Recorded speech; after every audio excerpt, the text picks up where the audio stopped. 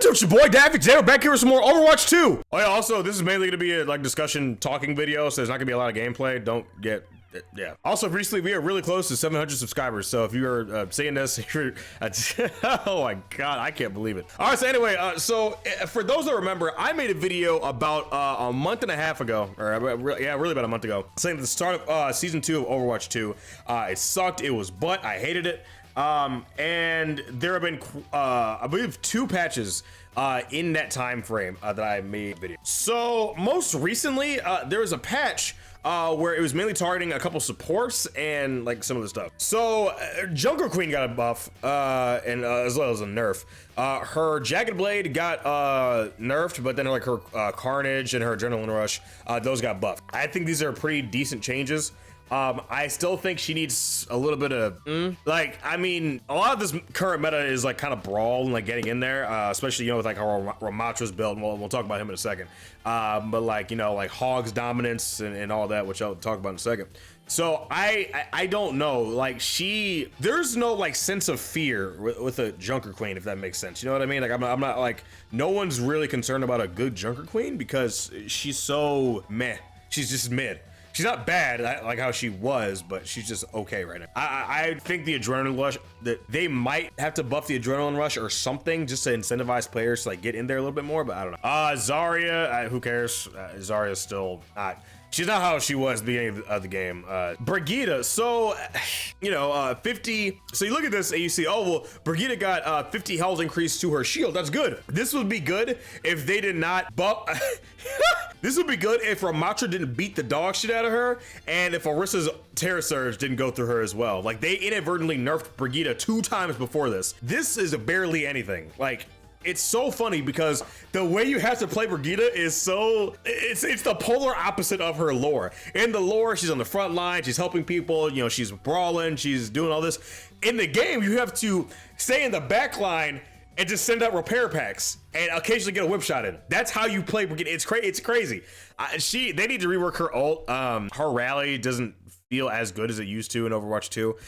Mainly because, I mean, you have like what, 2 tanks, 2 DPS, and another support getting the rally. You have 1 less person to get that rally, and also the TTK and higher ranks is so fast, like you'll just die. Like you'll just get a railgun from a soldier into the head with a mercy pocket, and you'll just die with rally. It's happened to me quite a few times. Like it's so weird because with rally incentivizes you to get in there, get aggressive, but you really can't. Yeah, Brigitte, they're talking about reworking her ultimate.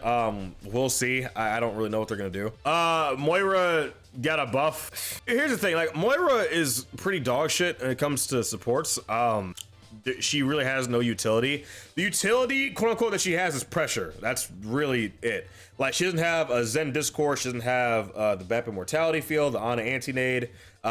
Brig used to have a stun, but at this point, Moira's main thing is damage and kind of just like pressuring the front line and making sure they don't get too aggressive. I just don't like Moira because I think she's the lowest skill cap character in this entire video game, less so than like Torb or something. Like people talk about, oh, you gotta learn how to juggle with Moira. You're juggling between pressing 2 buttons, like, and occasionally left bumper or whatever to fade. Like it's not, you know, like, and people were talking about how like Moira is like, when Overwatch 2 came around, people were saying Moira was busted and all this shit. It wasn't that. It was Moira has the best survivability out of all supports because she can literally just disappear. She can just go away. Like she can just be off the field in the time that it would take to kill her. You know what I mean? So that's why she feels so. That's why she felt so strong. You know what I mean? All right, let's talk about Ramatra. So I got cooked. People were upset at me. People were really upset at me what I said about Ramatra. Oh yeah, also Doomfist. Like we were in a Godfist meta for a second. Doomfist is still good. I think he's as balanced as he's going to be, and I think he's actually. I think he should say where he should be at. Yeah, we were in the Godfist meta for a hot minute. Yeah. This is who is asking for these Orisa changes? I don't understand. Who is this targeted towards? This wasn't targeted towards like competitive players, like unranked players. Like who is asking for this? I'm so confused. I know for a fact Orisa was not underperforming, so why? So Ramatra. So I said on release that Ramatra was ass. I hated him. Not that I hated him. I think I'm being too harsh there, but I think I really there were a lot of things about Ramatra I did not like. So actually they changed a lot of this. So you see they buffed 3 different things, but these stack really, really well on top of each other. So in his Nemesis form, his movement speed increased by 20%. This is really, really good. armor bonus increased from 150 to 225. That is a substantial amount. That is a 75. Actually, no, wait. Can I do math? 50, 25. No, yeah, it's 75. Yeah, that's a 75% armor. Like, that's huge. And it's cooldown on his void barrier, because before it was 15, it would be up for 4 seconds, and then you have an 11-second cooldown where you could launch it next. Now it's 13, it's up for 4 seconds, and then now you're on a 9-second cooldown. That's really, really good. So Ramatra, a lot of what you'll see in higher ranked play is Ramatra players will literally just run past the other tank and just beat the shit out of their supports, and they can't do anything about it. Like, bro, it is so easy to literally walk past a diva, a junker queen, or whatever in Nemesis and just punch the fuck out of a Lucio. It's so easy. And his ultimate, I think, is probably the...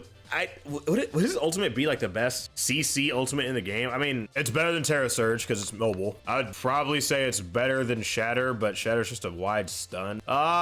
Is it better than Diva's nuke? See, Diva's nuke doesn't move unless she like throws it, but you can like after a certain while, in like higher ranked plays, people start getting a certain kind of game sense as to where it will go and where it will hit them, and they'll know to run behind a wall or something. Ramatra with a Lucio during Annihilation can just hawk you down and just sprint at you, and it's scary. He might have the best tank ultimate, I think. He also reduces damage received during Annihilation as well. But the problem is also everyone knows, like everybody knows, to just shoot him during Annihilation, to literally just not let him exist. Annihilation, like you can literally just get people off cart. Now it's blocked by shields, but also you still have people that aren't protected by shields trying to run away from him as well. It's Eichenwald. It's like the second checkpoint right before the door after the bridge, and like the carts on the bridge. Everyone's fighting, everyone's brawling, whatever like that. You popped out Ramatra ult, they have like a Rissa or a Diva or something like that. Everyone has to get away. Everyone has to stop touching or just kill him. But if you have like Ana or a Baptiste pocketing him, he's damn near impossible to kill, because he also is reducing this damage it receives. So he's eating it. He's doing this passive damage to you. It's gonna keep going, and he's punching the shit out of you. So I don't know, man. Ramatra's really, really good. I actually really, really like him now. That movement speed buff, I didn't think that was gonna be as effective as it was. I like it. I kind of seeing what they were talking about when they were like talking about him brawling with the back. Ana feels crazy right now. I love how Ana feels. Ana has not felt this strong to me in a minute. I don't think I was really playing when she was released, but I mean, she feels nuts. What did they buff? They buffed her anti-nade. They buffed her the amount of damage and healing she does. Oh yeah, Sojourn, she's still decent. But really I would say she's most effective with a mercy pocket, like most DPS now. Yeah, I really don't have anything to say. She's not as crazy as she was, but I mean, this game is still very boring, by the way. This game is still very, we'll talk about, Tracer and whatever. So Ana, yeah, this was crazy. Damage and healing increased from 70 to 75, effect duration from her anti from 3 to 4 seconds. Ana feels great right now. Like DPSing as Ana feels really, really, really good. I've noticed a lot when I play support, because I'm a support main. When I play support, I'm winning a lot more of my games because I have the ability to DPS more. So like, say my team is like, 75 to 80% health, and there's a soldier on high ground, like an Ashe. I know I don't have to stay paranoid and like try to heal my team, see if another one of my DPS can get her. I can just kill them. I can just 3-tap an Ashe. Like, it feels really, really good. I think she also, does she 2-tap Tracer? I don't think she does. Wait, does she? Hold on. I think she 3-taps Tracer, right? Oh no, she does 2-tap. Oh yeah, I thought she did, but I wasn't entirely sure. Yeah, dude, yeah, Ana feels great right now. I don't have any complaints. I really don't. I mean, Ana's a very high skill cap character. You know what I mean? I mean, obviously you have to hit your shots, and one thing for me personally is I am working on spamming the fuck out of sleep. Number one, it's so effective. It's better than a stun, but also like when I say spam, I mean like just taking shots even if I think I can't make them. So like there's Orion charging on my team. I personally need to work on just sending a sleep even if I miss. Like fuck it, like who cares? Like accuracy, I don't care. Cause you'll see a lot of Anas and they'll just be like they'll just take these shots like it's just as they can. And now obviously the accuracy is fairly good, but like they'll just do it. Yeah. Let's talk about Hog, man. Let's talk about Hog. Let's I kind of don't want to talk about Hog ever. So the issue with Hog is obviously the one shot. I think his hook is fucking ridiculous as someone that plays support, but also main a lot of heroes that don't really have movement abilities like that. Now you could just say, oh, well, it's easy, just get away from Hog. Look. That the range on that, is it 10 meters? Is it 10 meters? Yeah, so hold on. This is 10 meters. I'm gonna back up to like 15. Yeah, 15 meters on this hook. Now I don't like the hook because I main Zenyatta and my life is pain. But part of the reason why Hog is so fucking busted is his survivability. He cannot be killed sometimes. If you have like pretty good supports, or like say like master supports, diamond supports that are just pumping so much healing into this Hog, he cannot be killed. And you can say, oh, well, you know, again, I'm literally just saying things that like other streamers and them have said, so I'm not saying anything original. So you can just say, oh, well, just play Ana. Well, you have a character who can just shut down an Ana. This one right here, Kiriko's anti-nade is one of the, okay, Kiriko Suzu is one of the worst mechanics they've added to this game, but also one of the best.